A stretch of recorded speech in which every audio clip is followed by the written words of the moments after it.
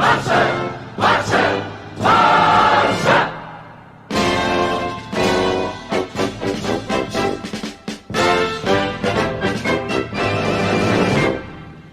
guys, welcome to Blaugrana United.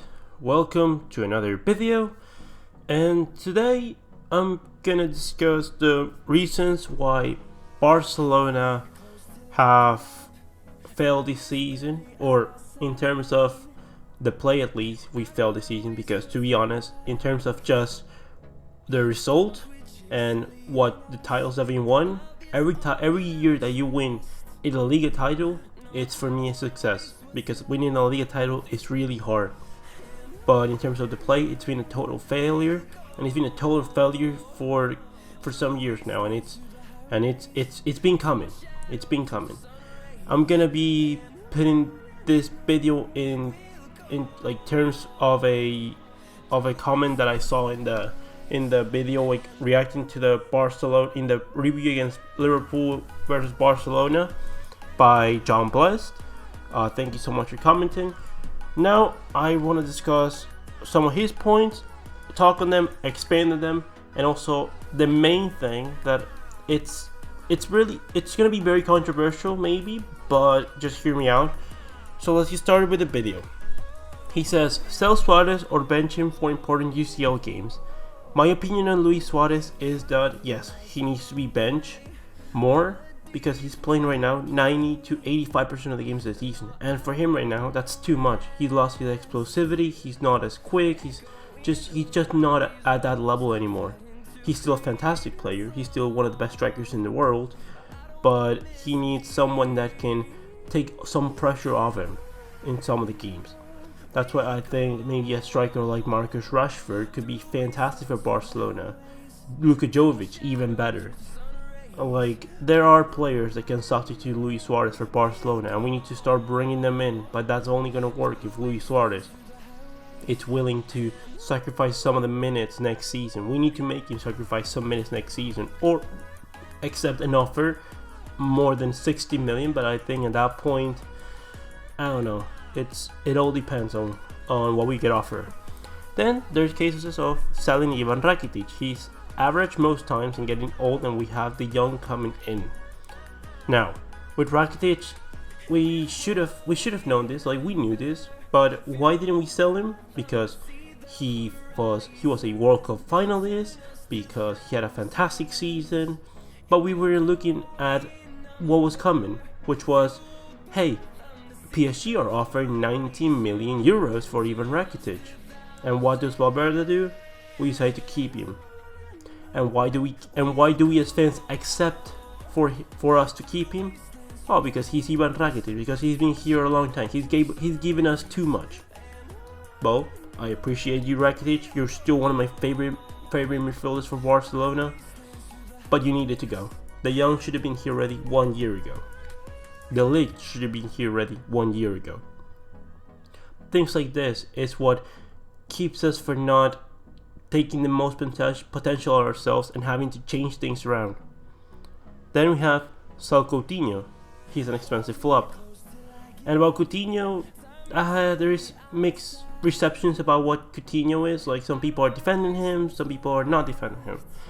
My opinion is that, other than sometimes the attitude, because I've sometimes seen his attitude and in the field especially, and it's not been what I would have hoped from Coutinho, because honestly he's not gotten near as much criticism as Dembele. Like, you see Messi, Suarez, everyone else is defending Coutinho, and when everyone's giving crap to Dembele, he's not getting the ball not passed to him, people are not passing the ball to him, people are yelling at him on the pitch, and I mean Messi and Suarez specifically, like no one is defending him in press conferences, like, you know. But in terms of selling Coutinho, we need to sell Coutinho because he should have never arrived at Barcelona in the first place. And he should have never arrived to Barcelona in the first place because we had Ernesto Valverde, and we decided to hire Ernesto Valverde instead of other options that we had. And what does that cost? That costs us bringing a supposedly Iniesta replacement, and the moment that he immediately doesn't work out, we go and put him against Ousmane Dembele in the wing, to battle for one spot, making Coutinho to fail and setting up Dembele to fail as well, throwing out 300 million in assets in between two players. And that's our fault, but that's also Ernesto Valverde's fault.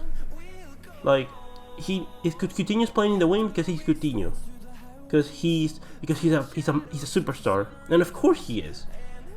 But if he's not gonna suit in our play style, then he cannot be at Barcelona. The same thing with Christoph Piontek. I think he's a fantastic striker, but he is nowhere near what Barcelona need for a number 9. He just doesn't suit our footballing, like, sporting needs. Luka Jovic, on the other hand, suits us much more than Piontek. Then we have, do not play Sergio Roberto right back. He's slow and not good at defending. I think that at defending, he's as good as you can ask him to be. He does an okay job. He's nothing too spectacular, but he does the job. He does a good job. He's not slow. I think he's energetic and, like, he can give you a lot of energy. Same as Semedo, but of course, because Semedo has just the physical attributes, it's not that Sergio Roberto is slow. It's just that Semedo is really fast and really athletic. He suits much more at right back because Roberto should be a midfielder for us. He should be the cover for Semedo because he can play there.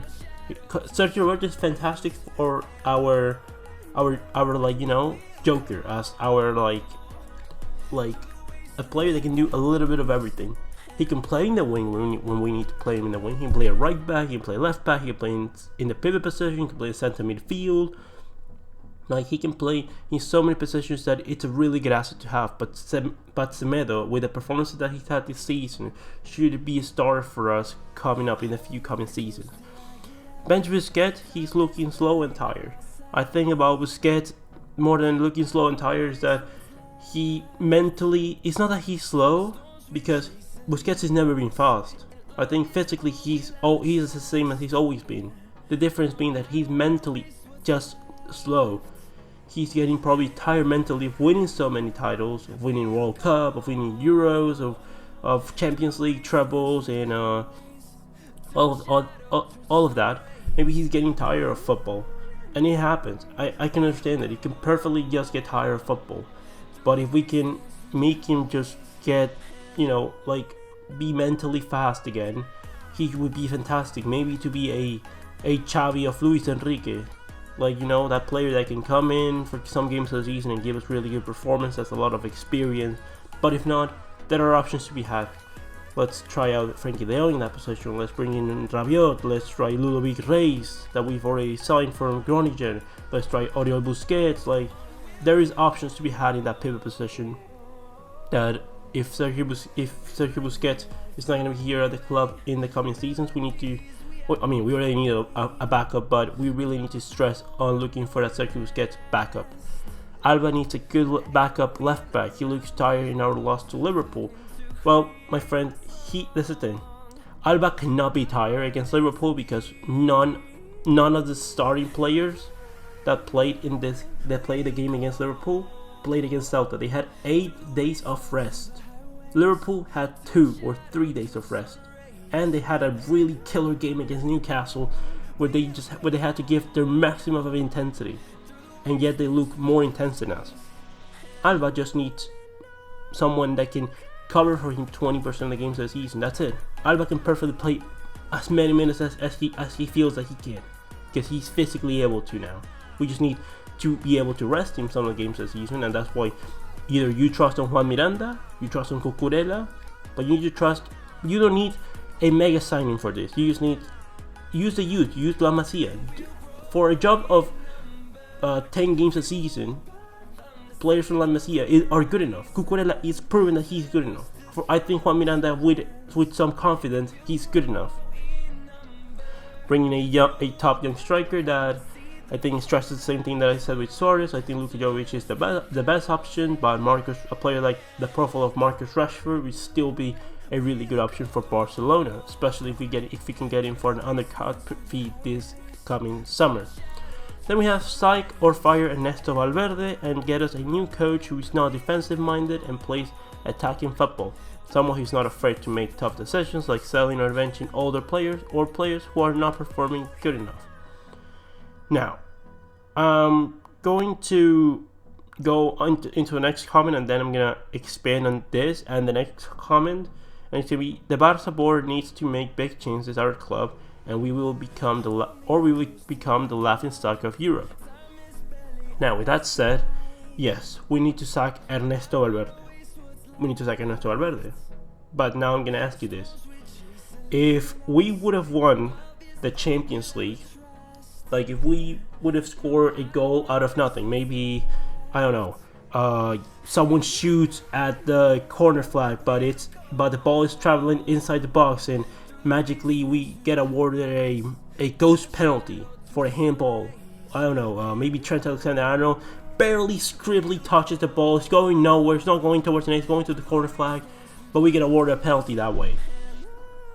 And Messi scores the penalty, and we go through an aggregate 4 because of the 4-1 score because of the away goal rule. And then we go on and beat Tottenham Hotspur in the Champions League final. And we go on and beat Valencia and win a treble.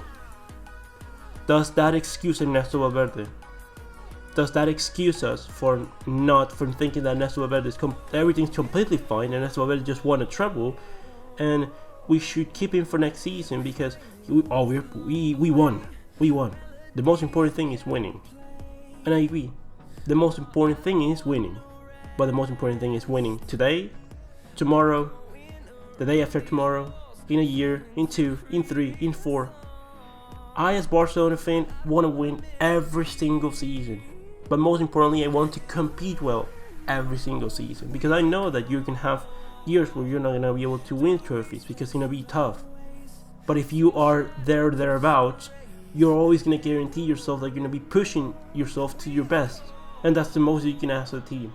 If Barcelona push the best out of themselves every single season, I guarantee you that nearly every season we win La Liga or we win something. We win La Copa, we win the Champions League, like we win something. Because that's what we are as a football entity. That's what we've always seen. When we won the Champions League, it's always winning another trophy.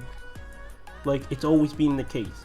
When we win the Champions League is when we've been the best of the best of the best. That's when Barcelona win the Champions League. That's when Barcelona show the best of themselves. When they are the best of themselves. I think that he is a defensive-minded coach, but no one was saying that when we beat Betis by 4-1 thanks to that Lionel Messi hat-trick when we were the players were saying, oh, we revolutionized football. We beat Betis by revolutionizing football.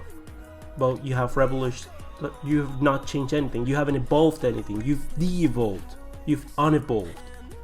Because you're telling me that sitting back and putting a counter-attack, it's evolving from what we had? Are you really saying that? When we are okay with putting that kind of mentality against Betis, Eibar, Celta, against teams that are completely inferior to us, by just by what we are able to spend, they're completely inferior to us. You're telling me that we cannot compete to them just head by head. We're gonna lose if we try to exchange blows. Then you're not capacitated to be a Barcelona manager. But if we are okay with that, if we as fans are okay by winning by any means necessary, then this is what's gonna happen. And that's what happened to Real Madrid.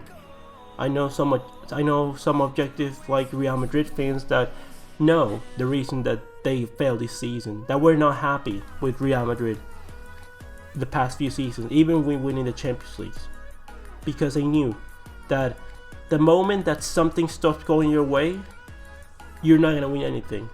That you're gonna go into just mediocrity.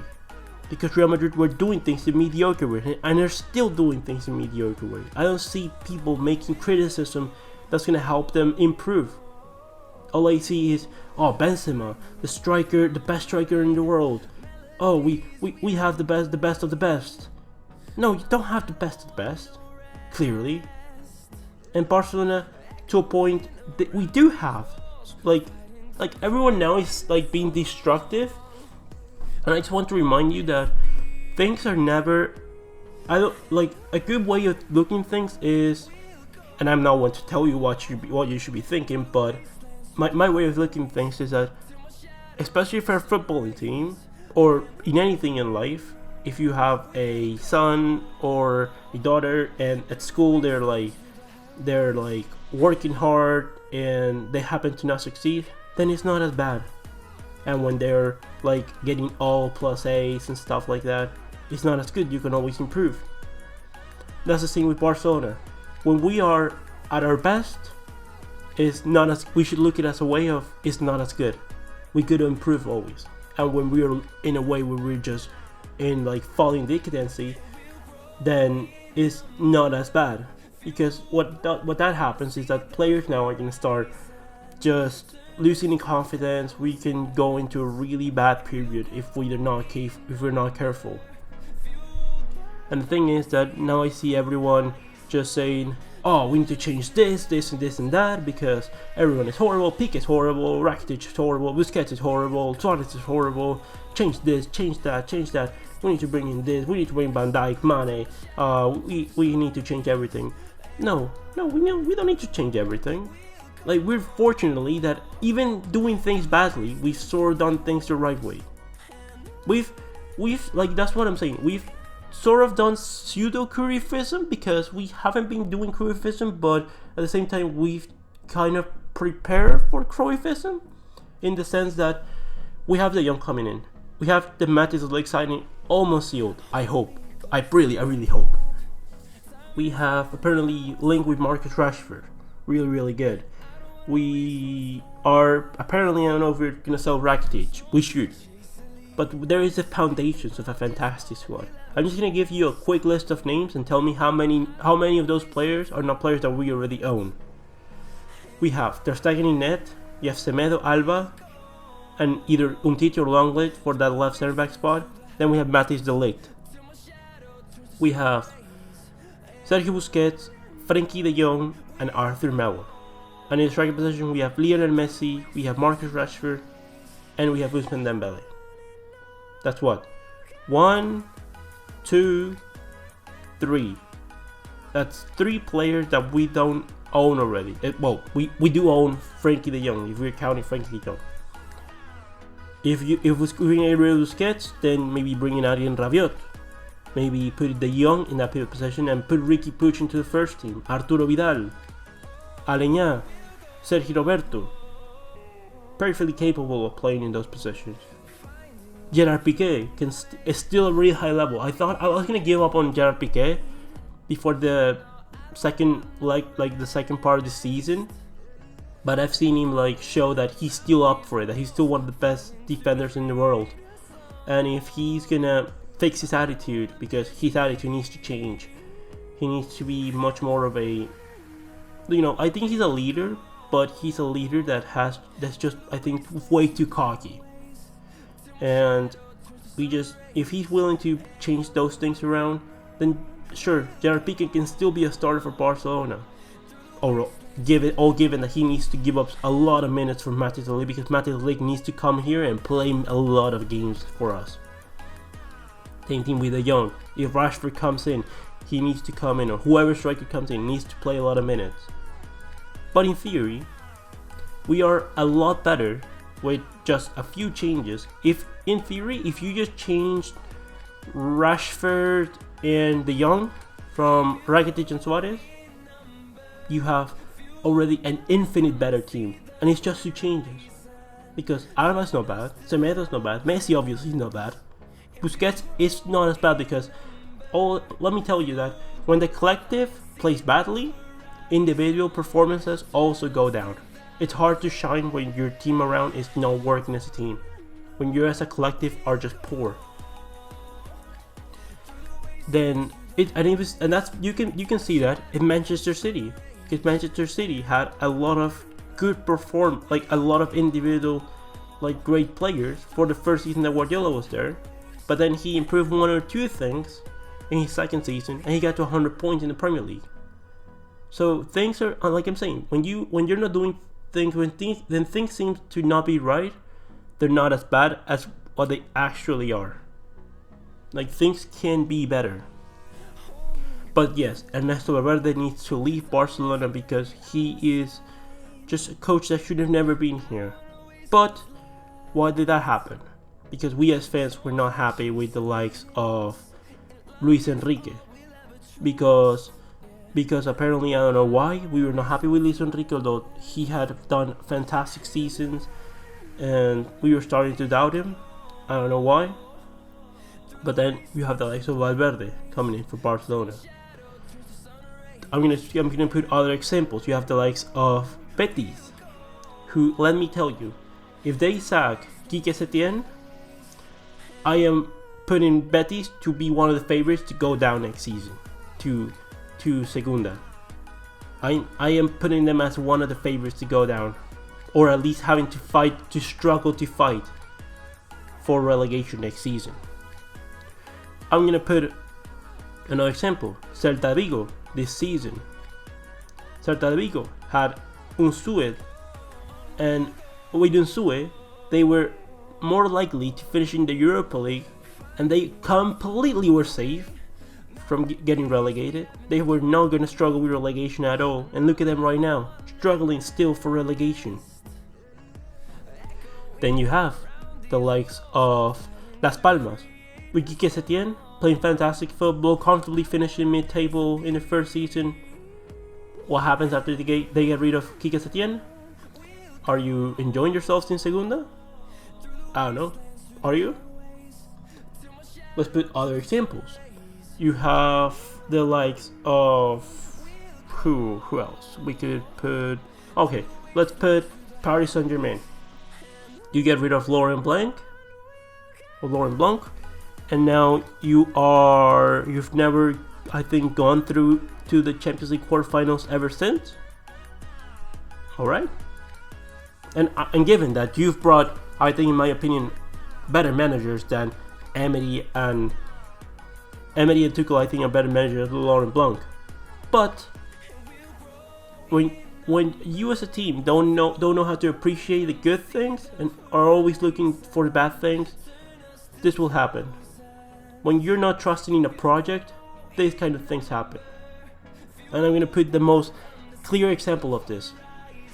The 2 seasons before our period of dominance in football really started to show, and I'm talking about before Guardiola, we were about to sack Laporta and we were about to sack Rijkaard.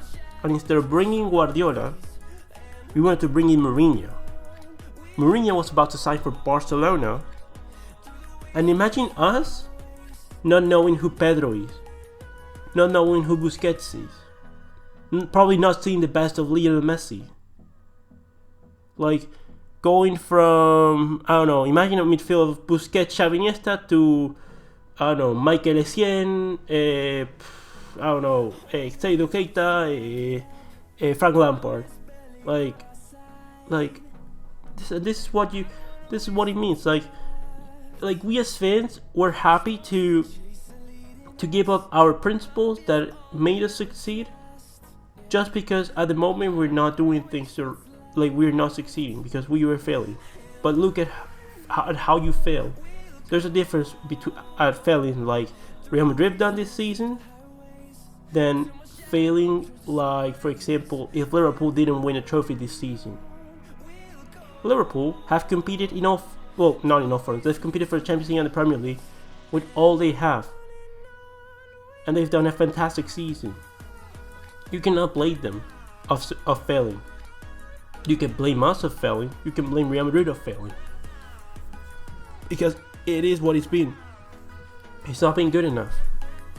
But the most responsible of Barcelona losing this season in the Champions League, it's our fault. It's all of us are Barcelona fans, and because what we transmitted as a fandom, as fan base, is that we're okay with everything as long as we win. Because we have the ability to put pressure. If we want something, we'll normally get it. If we want something done, we'll probably get it. If we want someone to get fired, we'll probably get him fired. If we want someone hired, we'll probably get someone hired. So let's be critical and let's analyze things when we're still on a way to like when things are not as bad. Today is the moment to right now is the moment to do so.